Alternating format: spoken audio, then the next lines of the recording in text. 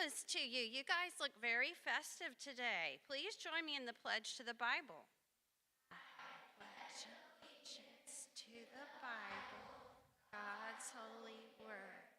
I will make it a lamp unto my feet and a light unto my path.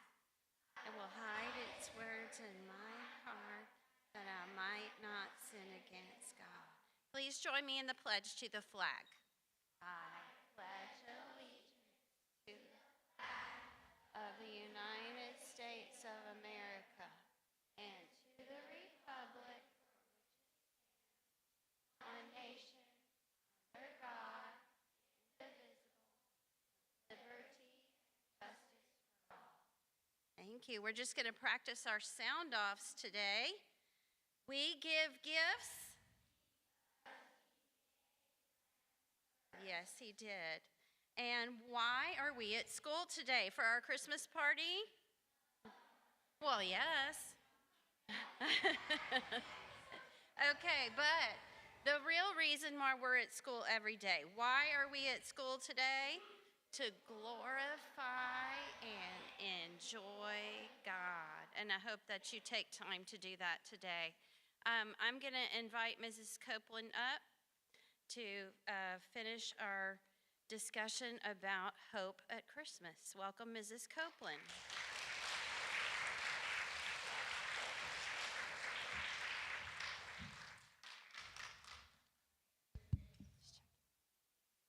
Okay, I might have some guest helpers today.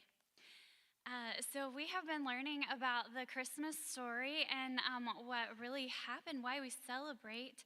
And so I wonder if you can remember a couple of things we've already learned. Who told Mary that she was going to have a baby who was going to be God's son? That's right, the angel. His name was Gabriel. Very good. And where was the baby born? Yes, Logan. In a manger. She laid him in a manger. That's right. What city was he born in? First grade? Yeah, that's right. Very good. Okay, so you guys remember a lot. Today we have one more part to add to our story. We're going to hear about the shepherds, and we're going to hear about why Jesus came. Because the angel comes again and says that he's born to be a savior for us.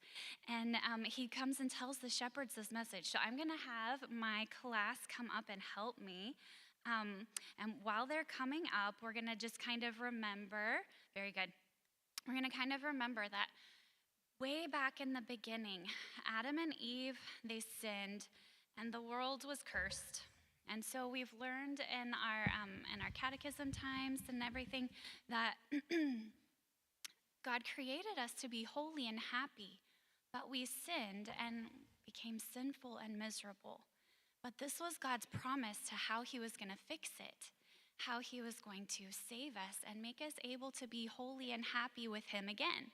So without further ado, let's hear the fifth graders tell us this great message that came to the shepherds. Now, there were in the same country shepherds living out in the fields, keeping watch over their flock by night. And behold, an angel of the Lord stood before them, and the glory of the Lord shone around them, and they were greatly afraid. Then the angel said to them, "Do not be afraid, for behold, I bring you good tidings of great joy, which will be to all people. For there is born to you this day in the city of David a Savior, who is Christ the Lord. And this will be the sign to you. You will find a babe wrapped in swaddling clothes, lying in a manger." And suddenly there was with the angel a multitude of heavenly hosts, praising God and saying, "Glory to God in the highest, and on earth peace, goodwill toward men." So it was, when the angels had gone away from them into heaven, that the shepherds said to one another, "Let us now go to Bethlehem and see this thing that has come to pass, which the Lord has made known to us."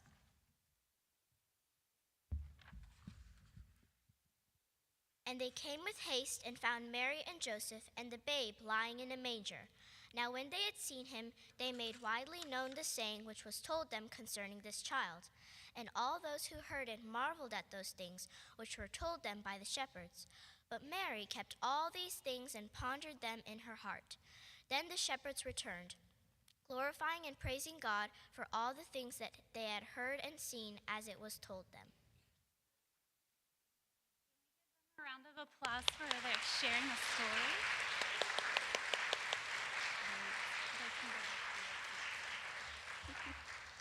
Okay, so I just have a teeny tiny bit left because they told the story really well. It came right out of the Bible, and so that's what happened.